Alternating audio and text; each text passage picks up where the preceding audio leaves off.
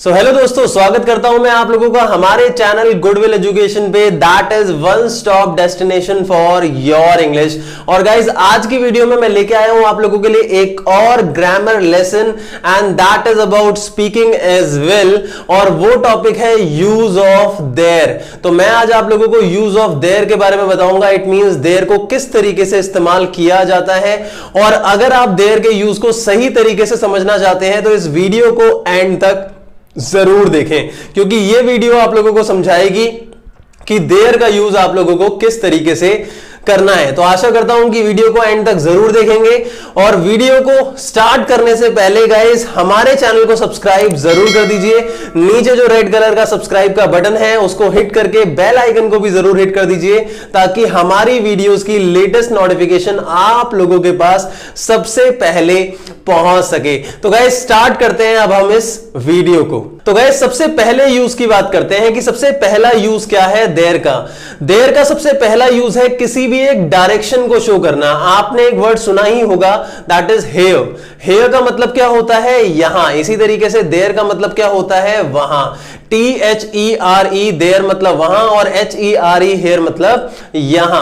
तो डायरेक्शन के लिए हम इसको यूज कर सकते हैं। जैसे मैंने बोला कि वहां मेरा भाई है, तो मैं बोल सकता हूं देयर इज माई ब्रदर। ऐसे ही मैं बोलूं कि यहां मैं हूं, तो हेयर आई एम। तो इसी तरीके से हम देयर और हेयर का इस्तेमाल कर सकते हैं, और इसके बारे में शायद आप लोगों को पहले से पता होगा। लेकिन अब मैं आप लोगों को बताने वाला हूं एक ऐसे यूज के बारे में जिसके बारे में शायद आप लोगों को पता ना हो। तो वो यूज क्या है? तो गाइस कई बार ऐसा होता है, जब भी हम एक सेंटेंस को कंपोज करते हैं तो उस सेंटेंस में या तो सब्जेक्ट या फिर ऑब्जेक्ट मिसिंग होता है। कोई भी ऐसा सेंटेंस जिसके अंदर या तो सब्जेक्ट या ऑब्जेक्ट मिसिंग है, तो वहां पे हम देयर का इस्तेमाल या तो सब्जेक्ट या ऑब्जेक्ट के रूप में कर सकते हैं। तो मैं आप लोगों को कुछ एग्जांपल्स दूंगा जिसके माध्यम से आप लोगों को अच्छे तरीके से समझ में आ जाएगा कि देयर का इस्तेमाल किस तरीके से सब्जेक्ट या ऑब्जेक्ट के रूप में करना है। तो गाइज मान लीजिए मैंने एक सेंटेंस बोला, एक राजा था। जब मैं बोलता हूं एक राजा था, तो वहां पे एक राजा ये सब्जेक्ट है या फिर ऑब्जेक्ट है? मान लेते हैं कि ये सेंटेंस में एक सब्जेक्ट है, तो सब्जेक्ट सबसे पहले आया एक राजा।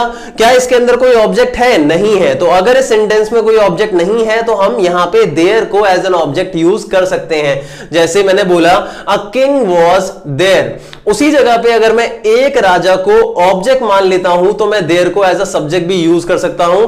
जैसे कि मैं बोल सकता हूं देयर वॉज अ किंग। तो यहां पे देयर का यूज एक सब्जेक्ट या फिर एक ऑब्जेक्ट के रूप में मैंने किया है। तो आशा करता हूं आपको मेरा पॉइंट समझ में आया होगा। चलिए बात करते हैं कुछ और एग्जांपल्स की। तो गाइस एक और एग्जांपल है कुछ तो था। तो कुछ तो था में कुछ हमारा सब्जेक्ट या ऑब्जेक्ट अगर हम कंसीडर करते हैं तो यहां पे ऑल्टरनेटिव कंडीशन में हम देयर का यूज कर सकते हैं। मान लेते हैं अगर मैंने कुछ को यहां पे सब्जेक्ट के रूप में देखा तो मैं बोल सकता हूं समथिंग वाज देयर, और उसी जगह पे मैं इसको ऐसे भी बोल सकता हूं देयर वाज समथिंग। तो आशा करता हूं गाइस आप लोगों को मेरा जो पॉइंट है वो अच्छे तरीके से क्लियर हो गया होगा। तो मैंने आप लोगों को अभी तक क्या समझाया कि देयर का इस्तेमाल हम किसी डायरेक्शन के लिए कर सकते हैं जिसका मतलब होता है हिंदी में वहां। जैसे मैंने बोला वहां एक लड़की है, तो मैं बोल सकता हूं कि देयर इज अ गर्ल। लेकिन अगर मैं वहां इस्तेमाल ना करूं और मैं डायरेक्टली बोलूं एक लड़की है, तो एक लड़की है के अंदर अगर मैं एक लड़की को सब्जेक्ट कंसीडर करता हूं तो इस सेंटेंस में कोई ऑब्जेक्ट नहीं है, तो मैं क्या लिख सकता हूं a girl is there. Again मैंने यहां वहां का इस्तेमाल नहीं किया, लेकिन फिर भी मैंने यहां देयर को यूज किया। क्यों? क्योंकि अगर किसी भी सेंटेंस के अंदर कोई सब्जेक्ट या ऑब्जेक्ट मिसिंग है तो हम वहां पे देयर का इस्तेमाल कर सकते हैं। लेकिन गाइज एक पॉइंट है जो आपको ध्यान में रखना होगा, एंड दैट पॉइंट इज कि ज्यादातर इस केस के अंदर हम देयर का इस्तेमाल तभी करते हैं जब हमारा सेंटेंस कोई नॉन एक्शन होगा। इसका मतलब कि यहां पे सब्जेक्ट या ऑब्जेक्ट के रूप में हम देयर का इस्तेमाल सिर्फ तभी करेंगे जब एक सेंटेंस में कोई वर्ब नहीं आ रही है।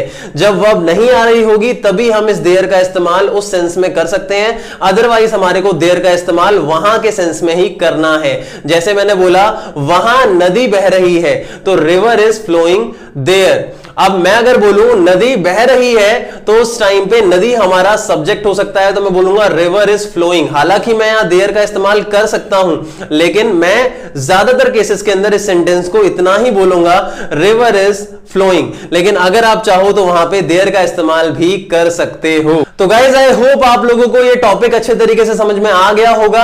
अब मैं चाहूंगा कि आप नीचे कमेंट बॉक्स के अंदर कुछ एग्जांपल्स को पोस्ट जरूर करो, जिसके थ्रू मैं ये जान सकूं कि आपको ये टॉपिक अच्छे तरीके से समझ में आ गया है। तो आपको 5 एग्जांपल्स, एटलीस्ट 5 एग्जांपल्स जो है वो नीचे पोस्ट करने हैं इंग्लिश के अंदर लिख के, जिससे कि मुझे ये पता चले कि आपको ये टॉपिक कितना अच्छे तरीके से समझ में आ गया है। गाइज आशा करता हूं कि टॉपिक अच्छे से समझ में आया होगा। इसी तरीके की इंग्लिश ग्रामर और इंग्लिश स्पीकिंग की वीडियो के लिए आप हमारे चैनल को सब्सक्राइब जरूर करें। सब्सक्राइब का बटन नीचे है रेड कलर का, उसको हिट जरूर करें, बेल आइकन को जरूर हिट करें, ताकि हमारी लेटेस्ट वीडियोस की नोटिफिकेशन आप लोगों के पास सबसे पहले पहुंच सके। और गाइस सबसे इंपॉर्टेंट चीज, आप लोग हमारे टेलीग्राम ग्रुप को ज्वाइन जरूर करें इंग्लिश ग्रामर के लिए, जहां पे हम आपको वीडियोस और साथ में एक्सरसाइजेस प्रोवाइड करते रहते हैं। उसका लिंक भी नीचे डिस्क्रिप्शन बॉक्स में अवेलेबल है। और आप मेरे को मेरे इंस्टाग्राम अकाउंट पे फॉलो कर सकते हैं, क्योंकि इंस्टाग्राम पे अगर आपकी कोई भी क्वेरी होती है और आप मुझे मैसेज करेंगे तो मैं आपको सबसे पहले रिप्लाई वहां पे ही दूंगा। So guys thank you so much for watching this video. You are watching Goodwill Education, that is one stop destination for your English.